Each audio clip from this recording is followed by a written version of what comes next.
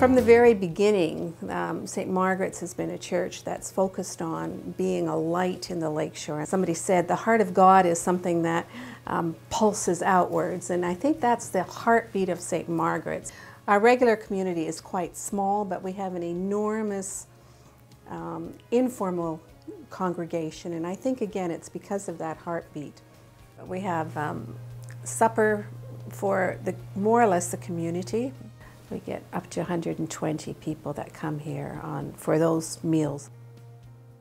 We have one cook here, Alan Oliver, who was given early retirement, and he was a chef in one of the hotels in downtown Toronto and felt he needed something else to do, and so he got the other men in the church involved and started cooking. And so the kitchen is run by men, at least the cooking part of it is. The cleaning up is done by the women, but the men do the cooking. A lot of men don't have a chance to bond in that way or to have something social to do, but these guys do, and they become best friends, and they're there for each other, and they draw other men in as well. So without being a men's club and having to talk about theology, I mean, they're doers.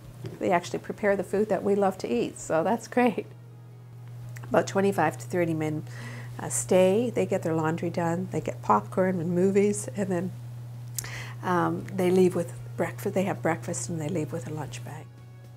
We have somebody called Maisie who does the laundry, and people can put their wash in little baskets, and what Maisie does is so amazing. Is, you know, she washes it, but she folds it all perfectly and lovingly, and some of these guys have never had that since maybe they've never had that, but that someone would pay that kind of attention to their belongings and take something that was dirty and maybe filthy from being on the street and give it back laundered and so beautifully folded. I mean, there's a whole theology there, isn't there? You know, you think you're doing something for other people, but in the process of doing things for other people, you forget yourself too. And I think that that is probably one of the most refreshing things in life. I believe that there's still enormous hope for the church, as long as the church knows why it's a church, and it's not the buildings, it's the ministry, it's the heartbeat, and to be able to be the heartbeat of God in the world.